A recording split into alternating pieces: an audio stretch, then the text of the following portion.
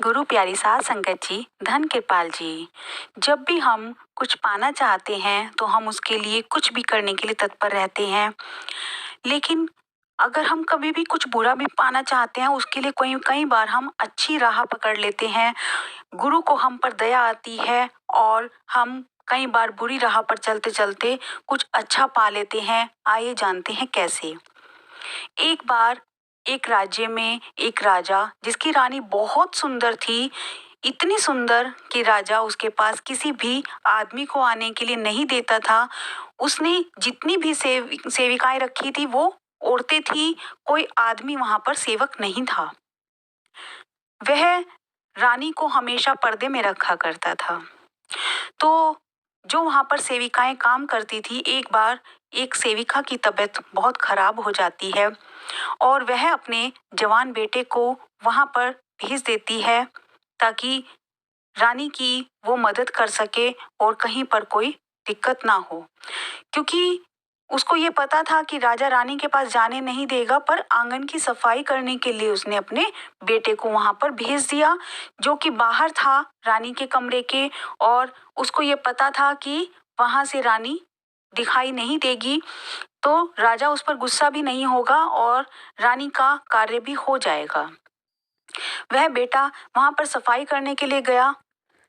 रानी को पता नहीं था आज सेविका नहीं आई। वो अचानक से बाहर निकल आई और बेटे ने जैसे ही उसको देखा, उसको उसका नूर इतना ज्यादा अच्छा लगा, उसका रंग रूप इतना ज्यादा झलक रहा था, उसका नूर टपक रहा था कि उस लड़के को वो रानी का चेहरा बार बार बार बार घर आने के बाद भी दिखाई देता रहा। उसका मन किसी भी कार्य में नहीं लग रहा था। वह परेशान हो गया। जब माँ की तबीयत खराब थी तो माँ भी उससे पूछ ना सकी कि क्या प्रॉब्लम है, क्योंकि माँ को तब उस बारे में कुछ पता ही नहीं था। अगले दिन जब माँ की तबीयत थोड़ी ठीक हुई, माँ ने देखा कि बच्चे ने ना खाना खाया, ना वह किसी काम में अपना दिमाग लगा पा रहा है। उसने प्यार से बिठाकर अपने बच्चे से पूछा, बेटा क्या बात है, तुम इस तरीके से क्यों व्यवहार कर रहे हो, क्या हुआ है? तो बच्चे ने माँ से कहा, माँ मुझे रानी से शादी करनी है। ये बात सुनकर वह सेविका हड़बड़ा गई, घबरा गई, बोलने लगी, ये क्या बोल रहे हो, ऐसा कैसे हो सकता है? पर बच्चा अपनी बात पे अड़ा रहा कि मुझे रानी से शादी करनी है। ये बात सुनकर माँ घबरा गई और बोली, बेटा ये बात तुमने मेरे सामने तो बोल दी, किसी और के सामने मत बोल देना वरना राजा सर कलम करा देगा। तो बच्चा कहने लगा, माँ पर मैं ऐसे जी नहीं पाऊंगा, मुझे तो रानी से ही शादी करनी है। अब माँ परेशान हो गई। माँ ने बच्चे को बहुत बार बोला, बहुत समझाया, खाने के लिए बोला, बच्चे ने खाना भी नहीं खाया। वह सब कुछ छोड़कर बैठ गया, जैसे रानी का चेहरा उसकी आंखों के अंदर बस चुका था और उसे उसके अलावा कुछ भी दिखाई नहीं दे रहा था। यह देखकर माँ अगले दिन जब रानी के पास गई तो रानी से सारी बात रखी कि मेरा बेटा यहाँ पर सेवा करने के लिए आया था, सेवक बन के, और उसने आपको देख लिया और वह चाहता है, आपसे ही शादी करना चाहता है। मैंने उसको किसी तरह से मना लिया तो लेकिन वो मान नहीं रहा है और वो ये बोल रहा है, अच्छा एक बार बस मेरी बात करा दो रानी से, क्या आप इतना भी नहीं कर सकती मेरे लिए? तो रानी साहिबा क्या आप एक बार मेरे लिए मेरे बच्चे से बात कर लेंगी? वह भूखा प्यासा बैठा है, खाना भी नहीं खा रहा है। यह बात सुनकर रानी को भी तरस आता है और रानी कहती है, चलो ठीक है, मैं इसके लिए एक युक्ति लगाती हूँ। तुम एक काम करो, अपने बेटे से बोलो कि वो फला फला जगह पे एक संत है, उनसे जाकर दीक्षा ले ले, भगवा वस्त्र पहनकर, और सिर्फ बहकाने के लिए राजा को नगर के बीचों बीच बैठ जाए और वहां पर बैठकर उस दीक्षा का पालन करे, उस दीक्षा को जाप करे। और एक काम करना, रात में एक हंडी में भरकर मोई के लड्डू, जिसको पिनिया भी बोलते हैं पंजाबी में, वो एक हंडी में भरकर अपने बेटे को दे देना और वो बेटा उसको मिट्टी खोदकर वहीं पर गाड़ लेगा और उसके ऊपर अपना चटाई बिछाकर बैठ जाएगा। सारा दिन वह ना आँख खोले, ना किसी से बात करे, बस ऐसे ही बैठा हुआ उस दीक्षा का जाप करता रहे, उस नाम का जाप करता रहे। और जब उसे भूख लगे तो भी वह आँख ना खोले। रात में जब सब सो जाएँ, जब बिल्कुल अंधेरा हो जाए, तो वह चुपचाप अपनी हंडी में से पिनिया निकाल कर खा लेगा, तो उसे भूख नहीं लगेगी। यह बात सुनकर उस सेविका ने जाकर अपने बेटे से बताई। बेटे ने वैसा ही किया, क्योंकि बेटा इस समय अपनी काम वासना में इतना विलीन हो चुका था कि उसकी बुद्धि भ्रष्ट हो चुकी थी, उसे कुछ भी समझ नहीं आ रहा था। जो कोई जैसा कुछ करने के लिए कह रहा था, वह करने को तत्पर था। बस उसे रानी से बात करनी थी। तो बेटे ने ऐसा ही किया। वह जाकर बैठ गया। कोई भी आए, वह आंख नहीं खोल रहा था। जब 3-4 दिन उसको ऐसे बैठे-बैठे हो गए, तो आस-पास के लोगों ने कहा, "यह हमारे यहाँ पर कहाँ से एक संत आ गया है, जो आँख भी नहीं खोलता, कुछ खाता-पीता भी नहीं है।" लोगों ने उसके आगे मत्था टेकना शुरू कर दिया। धीरे-धीरे खबर पूरे नगर में फैल गई, तो नगरवासी वहाँ पर चढ़ापा लेकर आ गए और चढ़ावा चढ़ाने लगे। अब कोई वहाँ पर चढ़ावा चढ़ा कर जाए या उठा कर ले जाए, उस व्यक्ति के मन में, उस नौजवान व्यक्ति के मन में तो बस एक ही बात चल रही थी। रानी ने बोला था आँख नहीं खोलनी है, और बिना आँख खोले वह नाम को जपे जा रहा है, जपे जा रहा है। जब इतना देखा कि कोई चढ़ा कर जाए या उठा कर ले जाए, ये तो आँख ही नहीं खोलता, तो यह खबर राजा तक पहुंची। राजा ने सोचा, ऐसे संत के दर्शन तो मुझे भी करने चाहिए। वह गया और हीरे जवाहरात भर कर ले गया।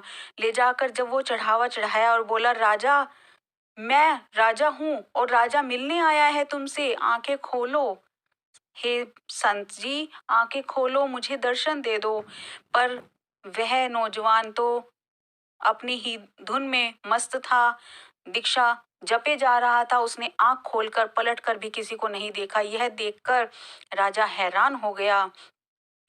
राजा ने जाकर रानी से कहा कि हमारे नगर में एक बहुत बड़ा संत आया है, पालकी में बैठकर जाना, तुम्हें कोई देखे ना, और उनसे मिलकर जरूर आना। यह बात सुनकर रानी समझ गई कि मेरी युक्ति काम कर गई है। वह गई वहां पर, उसने पालकी थोड़ा पीछे ही रुकवा दी और वहां से उतरकर अकेली आगे पैदल गई। वहां पर वो चढ़ावा रख कर बोली, उठो, तुम्हें मुझसे बात करनी थी, लो मैं आ गई। राजा ने खुद मुझे तुम्हारे पास भेजा है। मैंने कहा था ना, जो युक्ति मैंने लगाई है, उसके चलते राजा खुद मुझे तुम्हारे पास भेजेगा। अब बोलो, तुम्हें क्या बात करनी है। वह नौजवान अब भी नहीं उठ रहा था। यह देखकर रानी अचंभित हुई। रानी ने 2-3 बार उसको फिर से जगाया, उठो और बोलो क्या बात करनी है। पर वह नौजवान हिला तक नहीं। ये देखकर रानी को गुस्सा आ गया। रानी बिलबिला उठी और कहने लगी, मैं अभी यहाँ पर खड़ी हूँ, अगर तुमने अब मुझसे बात नहीं की तो फिर इसके बाद मत कहना कि मुझे बात करनी है। मैं इसके बाद तुमसे कभी मिलने नहीं आऊंगी, कभी तुमसे कोई बात नहीं करूंगी, और अगर अब तुम नहीं जागे तो मुझे गुस्सा आ जाएगा। जागो। पर यह सुनकर भी नौजवान नहीं जागा। जब रानी कहने लगी, अब मैं चलती हूँ, और अब मेरी कोई उम्मीद मत करना, मुझसे बात करने की कोई भी तरकीब मत लगाना। यह सुनकर नौजवान ने बिना आंखें खोले रानी के पैर पकड़ लिए और कहने लगा, माता प्रणाम, आप तो मेरी गुरु माँ हो, आप ही की वजह से मैं सही रास्ते पर चल पाया हूँ। मैंने तो दीक्षा वासना के लिए ली थी, पर उसको जपने के बाद पता चला ये काम वासना तो कुछ भी नहीं है। जितना आनंद इस नाम से मुझे मिल गया, इसके आगे तो ये कुछ भी नहीं है। मैं ऐसी 100 वासनाएं त्यागने को तैयार हूँ, 1000 वासनाएं त्यागने को तैयार हूँ। अगर मुझे ये आनंद हमेशा के लिए मिलता रहे तो मुझे और कुछ नहीं चाहिए। मेरी तो जिंदगी बन गई माता, आपकी वजह से। यह सुनकर रानी बड़ी हैरान हुई कि अभी तो तुम मुझसे मिलना चाहते थे, मुझसे शादी करना चाहते थे, और आज मुझे माता बता रहे हो, ये क्या बात हुई। तो वो बोला, हे माता, मैं आपको माता इसलिए कह रहा हूँ क्योंकि आप मेरी गुरु हैं। यदि आप मुझे ये सलाह ना देती, आप मुझे सही राह ना दिखाती, तो मैं कभी जान ही नहीं पाता कि नाम से, दीक्षा से इतना आनंद मिल सकता है कि दुनिया के सारे रस फीके पड़ जाएं और नाम में तृप्त होकर इंसान झूमने लगता है, उसको किसी और चीज की कोई इच्छा ही नहीं रहती। माता, मेरी सारी इच्छाएं खत्म हो चुकी हैं आप ही की वजह से। और उस नौजवान व्यक्ति ने आंखें नहीं खोली, बस माता माता कर कर उनके चरणों में गिरा जा रहा है, उनको अपनी गुरु माँ कह रहा है। यदि एक काम वासना के चलते उस व्यक्ति ने नाम को जपा तो उसको इतना आनंद मिल गया। और अगर हम अच्छे मन से उस नाम को जप लें तो हमें क्या नहीं मिल सकता, हमें सब कुछ मिल सकता है। हमारे जिन्हें हमें नाम दिया है उसकी कमाई करने के लिए कहा है। अगर हम सही तरीके से भजन अभ्यास में ध्यान लगाएं, थोड़ा समय भी भजन अभ्यास के लिए रोज निकालें तो हमारा काम बन जाए, हमारी आत्मा इस जन्म जन्म के बंधन से मुक्त हो जाए, उस परमात्मा को पाले और अंतर्मुक्त हो जाए और अंदर की दुनिया में जाकर परमात्मा की गोद में लीन हो जाए। हमें वो आनंद मिल जाए जिसके लिए हम कई जन्मों से तरस रहे हैं, कई जोनियों से तड़प रहे हैं, और अब परमात्मा ने हम पर दया मेहर की है जिस वजह से हमें नामदान मिला है। तो इसको खाली ना जाने दें, भजन अभ्यास के लिए रोज समय जरूर निकालें। अगर आपको मेरी वीडियो अच्छी लगती है प्लीज़ लाइक कीजिए, शेयर कीजिए और मेरे चैनल को सब्सक्राइब जरूर कीजिए। Thank you.